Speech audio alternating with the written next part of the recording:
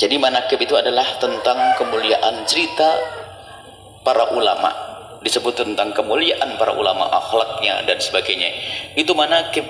Kata Imam Syafi'i radhiyallahu ta'ala anhu, "Inda dzikri sholihin tatanazzalur rahmat." Dengan disebutkan nama-nama orang soleh, cerita orang soleh, akan diturunkan rahmat.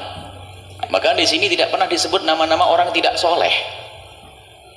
Nyebut nama Fir'aun pun kalau bisa dihindari, kecuali bang harus ditentukan. Apalagi nama orang-orang yang bikin masalah misalnya, nggak perlu. Orang-orang soleh, orang soleh yang disebut. Jadi membaca cerita orang soleh ini menjadikan kita punya mahabbah kepada mereka. Baca manakib sah, yang penting manakibnya benar. Jangan cerita tentang orang soleh membual hayalan, keramat-keramat palsu, sampai pelanggaran-pelanggaran syariah. Ada Syekh Abdul Qadir Jalani, orang besar, alim, bukan sekedar seorang sufi, tapi beliau adalah alim, berfatwa dengan dua madhab, Imam Ahmad dan Imam Syafi'i. Aslinya Hambali, tapi begitu alimnya beliau sampai beliau berfatwa dengan madhab Syafi'i juga. Dua orang besar dianggap di dalam madhab Hambali, alim. Nah, itu orang besar. Akan tapi lihat, ada beberapa cerita tentang Syekh Abdul Qadir Jalani, cerita dibuat dari otaknya sendiri, khayal. Jadi kalau cerita palsu ya jangan dong, tapi sejarah manakib yang benar itu menggugah hati agar kita semakin cinta kepada ulama. Jadi membaca manakib hukumnya adalah diperkenankan, bahkan itu menjadi sebab kebaikan, maka menjadi sunnah, sangat dianjurkan. Kenal fulan, ulama ini, ulama ini, ulama ini, tapi asalkan ceritanya benar. Sebab ada riwayat-riwayat atau nukilan-nukilan riwayat dari Syekh Abdul Qadir Jalani palsu, dari Syekh Imam Ghazali palsu. Kalau sudah kalau cerita bohong jangan dibaca. Dan ini bukan tawassul. Tawassul itu beda.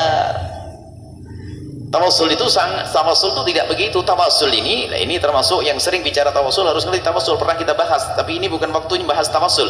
Singkatnya, tawassul itu sederhana. Tawassul syar'i, tawassul itu tawassul yang sangat syar'i, yaitu yang diajarkan oleh para ulama-ulama. Tawassul ada dua, dan bukan manakib, macam manakib. Tawassul ada tawassul bid du'a. Tawassul bid du'a, yaitu kita tawassul bid du'a itu kita datang kepada seseorang ulama atau kiai untuk doain kita. Seperti Rasulullah sendiri pernah minta doa kepada Sayyidina Umar bin Khattab, atau kita datang kepada siapapun minta doa. Maka tawassul bid du'a, padahal kita kan bisa minta kepada Allah, ya Allah berikan padaku rezeki yang banyak, yang belum nikah jodoh, kan begitu, bisa doa begitu. Tapi datang kepada ulama, tolong doain saya, ini tawassul bid doa. Yang kedua, ad-doa bid tawassul, doa di dalamnya ada tawassul. Lah ini loh yang kadang-kadang orang yang biasa tawassul tidak ngerti ini, menerjemahkan tawassul pakai otaknya sendiri, sehingga orang-orang yang anti tawassul menghantam kita. Sekarang harus belajar apa sih doa bitawassul, doa yang di dalamnya ada tawassul. Doa memohonnya tetap kepada Allah, cuman di dalam doa kita membawa orang-orang besar yang dicintai oleh Allah, yang punya amal soleh, sehingga inni atawajjahu ilaika, ya Allah aku menghadap kepadamu bi nabika nabi rahmati, dengan membawa Nabi Muhammad atau para orang-orang soleh. Seperti dalam hadis salat istisqa, itu adalah doa bitawassul, bukan tawassul bidoa, maka telah salah yang memaknai hadis dalam salat istisqa itu adalah tawassul bidoa. Jadi ceritanya para sahabat Nabi pada zaman Sayyidina Umar itu memohon, Allahumma inna kunna natawassul ilaika binabika, ya Allah dulu aku bertawassul dengan nabimu, dan sekarang aku bertawassul dengan ammi nabika, dengan paman nabimu.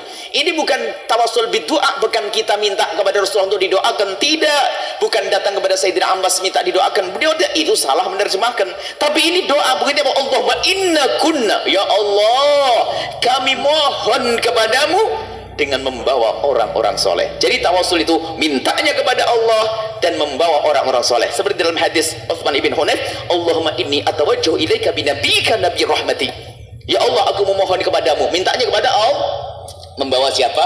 Nabi Muhammad, membawa para wali. Lah kok boleh para wali? Loh, dalam kisah hadis salat istisqa itu Sayyidina Abbas bukan nabi.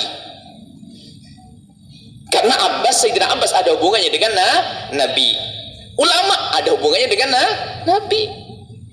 Ini yang salah paham tentang, biasanya ini Yang malas belajar, tawasul itu ya perantara, seperti kita mau ke presiden susah lewat anaknya. Loh, ini kan kurang ajar menerjemahkan tawasul. Ini biasanya orang biasa tawasul, ngomong tawasul tidak pakai ilmu malah jadi bumerang. Bukan begitu. Oh, mau ketemu Buya ini paling susah lewat anak-anak. Jadi nah, ini kan disamakan Tuhan Allah dengan kita manusia. Ini ya kesalahan ahli tawasul, kan Anda nggak ngerti tawasul, akhirnya ngomong tawasul pakai akal-akalan, bukan bil ilm, bukan dengan ilmu. Tawasul tak apa sih? Oh, tawasul nggak boleh. Tawasul kan ya kalau kita minta langsung pada Allah, kayak kita ke menteri ketemu susah lewat asistennya. Wah, ini salah, bukan begitu. Mintanya tetap pada siapa?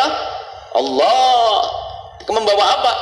Membawa orang-orang soleh atau membawa amal soleh. Jadi tawasul dengan amal soleh atau membawa orang soleh. Lah kalau kita benar dalam mendefinisikannya, dan Anda kembali dalam hadisnya, coba suruh baca salat istisqa, hadisnya sahih, Imam Bukhari meriwayatkan. Itu bukan kita minta doa ke Rasulullah, bukan. Bunyinya Allahumma inna kunna, ya Allah, Allahumma, mintanya kepada Allah. Loh, kok diartikan sebagian orang yang katanya muhaddits, mungkin katanya ahli, katanya apa? Ini minta doa ke Rasulullah. Kalau minta ke Rasulullah kenapa pakai Allah? Kenapa pakai Allahumma? Minta kepada Sayyidina Abbas agar ridoain. Kalau minta kepada Sayyidina Abbas agar ridoain, kenapa juga pakai Allahumma? Ini masalah tawasul. Jadi manakib bukan tawasul. Maka tawasul adalah hak.